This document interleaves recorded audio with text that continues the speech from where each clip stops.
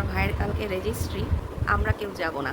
হে বন্ধুরা, কেমন আছো তোমরা সবাই? আশা করি খুব ভালো আছো। চলে এসেছি আবারও একটা সানডের ব্লগ নিয়ে। সানডে মানে ছুটির দিন, তবে ঘরের গৃহিণীদের ছুটির দিন বলে কিছু হয় না, তাদের কাছে সপ্তাহের 7 দিনই সমান। ছোটর থেকেই আমাদের এই অভ্যেসটা রয়ে গেছে, মানে সানডে মানেই ছুটির দিন।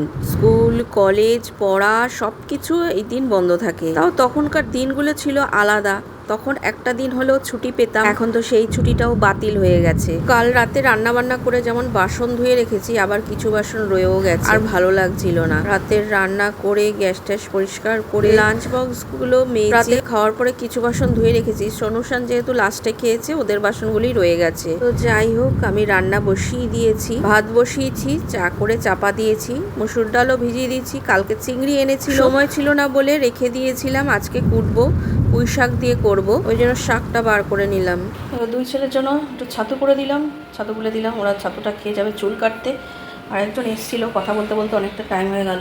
তাও এই সবজিগুলো কুটেছি, মানে পুঁই শাকের সব সবজি কুটেছি।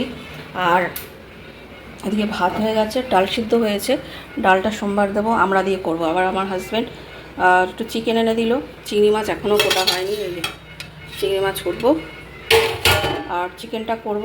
আমার হাজব্যান্ড গেছে চুল কাটতে, ছেলেরাও যাবে। তারপর বসিয়ে দিলাম আমি ডাল, আমরা দিয়ে ডাল করলাম। আর এদিকে বসালাম পুঁই শাকের ডাঁটা সেদ্ধ, মোটা মোটা ডাঁটা তো। চিংড়িটা ভেজে তুলে নিয়েছি, আর মাথাটা ভেজে এর সঙ্গে বেটে দেবো মশলার সঙ্গে। আর সবজিটা ভেজে নিচ্ছি সোমবার দিয়ে, এবার পাতাটা দিয়ে দেবো। পাতাটা নুন দিয়ে ভাপানো ডাঁটাগুলো এবার দিয়ে দিলাম। নিচের সবজিগুলো প্রায় সেদ্ধ হয়ে গেছে। পুঁই শাক তো নামিয়ে নিয়েছি, কিন্তু হাজব্যান্ড চলে এসছে, দোকানে যাবে। তো চিকেনটা আমি ম্যারিনেট করেছি, কিন্তু রান্না হবে না, ও স্নান করে আস্তে আস্তে, এই জন্য ভাবলাম একটুখানি উচ্ছে ভেজে দিই। আর এদিকে তো ডাল হয়েই গেছে। দেখো ফ্রেন্ডস, হাজব্যান্ড শাশুড়িমার দোকানে যাবে বলে তাড়াতাড়ি করে একটুখানি উচ্ছে ভাজলাম, কিন্তু হাজব্যান্ড বলছে তুমি রান্না করো, তারপরে খেয়ে একবারে যাবো। তাই বললাম ঠিক আছে। তো চিকেনটা দেখো বসিয়ে দিয়েছি এর জন্য, আর এদিকে বসিয়েছি আবার চিকেনের আলু সেদ্ধ। আর চিকেনটা আজকে আবার একটু অন্যরকমভাবে করছি, কারণ পেঁয়াজটাকে ভেজে নিয়েছি আর মশলাটা মাখিয়ে নিয়েছিলাম, আদা রসুন কাঁচা লঙ্কা টমেটো আর লেবুর রস মাখিয়ে রেখে দিয়েছিলাম। এখন পেঁয়াজটাকে ভেজে নিয়ে, মানে তেজপাতা জিরে সোমবার দিয়ে, তারপরে পেঁয়াজটাকে ভেজে মাংসটাকে দিয়ে দিয়েছি। আর মাংসের মধ্যে কিন্তু গুঁড়ো মশলা দিয়েছি আমি, একটু জায়ফল জট্টি, জিরে গুঁড়ো, গোলমরিচ গুঁড়ো, নুন হলুদ লঙ্কার গুঁড়ো সব কিছু দিয়ে আমি কিন্তু এটা ম্যারিনেট করে রেখেছিলাম। এবার এটা কষাবো, কষিয়ে তারপরে ঝোল দেবো। মাংসটা কষিয়ে নিয়ে আমি ঝোলটা দিয়ে দিয়েছি, গরম জল দিয়েছি, তাড়াতাড়ি ফুটে যাবে। লাস্টে আরেকটু শাহি গরম মশলা দিয়ে আমি নামিয়ে নেব। এবার শাশুড়ি মা আর আমার হাজব্যান্ডকে খেতে দিয়ে দেবো। দেখো ওদের খেতে দিয়ে দিয়েছি, ওরা খেতে খেতে আমার এদিকে চিকেনটা হয়ে গেছে। তা আমার হাজব্যান্ড দুটো আনারস নিয়ে এসেছিল, আজকে একটা কেটে দিই, সবাই ঘরে আছে। আর ছেলেরাও চুল কেটে চলে এসছে, ওরা স্নান করবে। আর হাজব্যান্ড শাশুড়ি মা খেয়ে দিয়ে দোকানে চলে যাবে, তো ওই জন্য আনারসটা কেটে আগে ওদেরকে দিয়ে দিলাম। চিকেনটা এখন কড়াইতেই থাক, পরে বেড়ে রাখবো। তো আজকে ডিম সিদ্ধ করা হয়নি, আর ছেলেরা চুল কেটে চলে এসছে, বলছে খিদে পেয়ে গেছে, শুধু ছাতু খেয়ে গেছে। তো এখন হাজব্যান্ড শাশুড়ি মা খেয়ে দিয়ে গেল, এখন বাজে দেখো 12টা 20। তো ওদের হালকা খিদে পেয়ে গেছে, তাই আমি বললাম তাহলে ডিম সিদ্ধটা করি। ডিম সিদ্ধটা এখন খার, আমি এদিকে ঘরের কাজগুলো করে নিই, করে তারপরে মানে কাঁচা ধোয়া করবো, ঘর ঝাড় দেওয়া, ঘর মোছা, ঠাকুরের বাসন মাজা, পুজো দেওয়া করে, স্নান করে পুজো করে একেবারে খেতে দিয়ে দেবো। এগুলো মেলে দিয়ে আসি এবার রোয়ালতে, কী রোদ বাইরে। দেখো আগের দিন এত জামা কাপড় কেচেছি, প্রচুর জামা কাপড়, এখানে জামা কাপড়, বিছানার চাদর, মায়ের কতগুলো শাড়ি নাইটি, মানে আমাদের জামা কাপড় এক গাদা। দেখো শুক্রবার দিন অম্বাবুজি ছেড়ে যাওয়ার পরে আমি সব পরিষ্কার করেছি, ঠাকুরের পরিষ্কার করে নতুন করে কাপড় চোপড় পেতে দিয়েছি।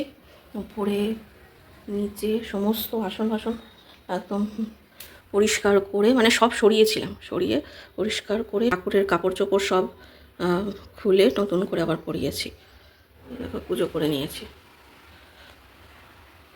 শুক্রবার ছেড়েছে যেহেতু, ওই জন্য শুক্রবার দিনই মা লক্ষ্মীর ঘরটা তুলে দিয়েছি, নাহলে নিচের কাপড়টা পাল্টাতে পারতাম না। আবার বৃহস্পতিবার পেতে দেবো। মালা টালা সব এখানে সব কাপড় চোপড় দেখো সব এগুলো ধুয়ে নিলাম, এবার মেলে দেবো, ওইখানেই মেলে দেবো। এই এখানটা দড়ি টাঙিয়েছি, গোপালের চুলটাও ধুয়ে দিয়েছি, এখানটায় মেলে দেবো। বাসন টাসন মেজে চিকেনটা বেড়ে রাখলাম, মানে দুপুরবেলা সবার খাওয়া হয়ে গেছে। এটা কালকের জন্য রেখে দেবো, আর এটা রাতের জন্য। আর সমস্ত খাবার এমনি ঢুকিয়ে দিয়েছি, মানে ডাল, পুঁই শাক, ভাত ওগুলো সব ঢুকিয়ে দিয়েছি। চিকেনটা এখন ঢুকিয়ে দেবো। দেখো এই জামা কাপড়গুলো সব ভাঁজ করে নিয়েছি, মানে যার যেটা সেখানে রেখে আসবো।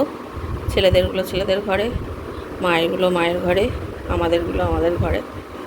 দেখো ফ্রেন্ডস, সন্ধেবেলা সন্ধে টন্ধে দিয়ে ভাবলাম কি একটুখানি বেরোবো, আজকে ছুটির দিন আছে, একটু বেরোবো। তো শান খেলতে গেছিলো বিকেলবেলা, তো খেলেই আসলো ও 7:30 নাগাদ। আর সোনু বিকেল 5:30টার সময় ও আবার বেরোলো। আজকে জিম বন্ধ, জিম যায়নি দুজনেই। শান খেলতে গেছিলো, ও 7:30টায় আসলো। আমি ভাবলাম যে বেরোবো, 7:30 বাজে, তা কখন বেরোবো। তারপরে সোনু বেরোলো 5:30টায়। ও আবার দেখি মানে শান এসে গা হাত পা ধুয়ে ও আবার বেরিয়ে গেল। তারপরেই আবার সোনু ঢুকেছে। তা আমি যদি বেরিয়ে যেতাম, মানে কি করে বেরোতাম, ও ঢুকছে ও বেরোচ্ছে। তা সোনু আসলো, সোনু এসে আবার বেরোলো। তো ভাবলাম যে সেই 8টাই বেজে গেল, তো বেরোবো কখন আমি। আর ঘরে এসে আবার মানে রুটি টুটি করতে হবে, মানে চিকেন তো করাই আছে, আর তরকারি করতে হবে, আর সবার জন্য রুটি করব। মায়ের জন্য তরকারি করব, আর রুটি আমাদের 3 জনের জন্য করব। যা ভাত রয়েছে সোনুশানের হয়ে যাবে।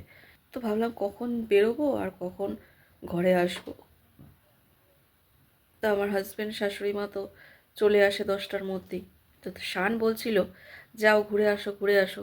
আমি বললাম ঘুরতে তো যাব, তারপরে কালকে সোমবার, তো কালকে সোনু অফিস যাবে না। তার কারণ হলো কালকে আমার ভাইয়ের রেজিস্ট্রি, তো সোনু শান যাবে।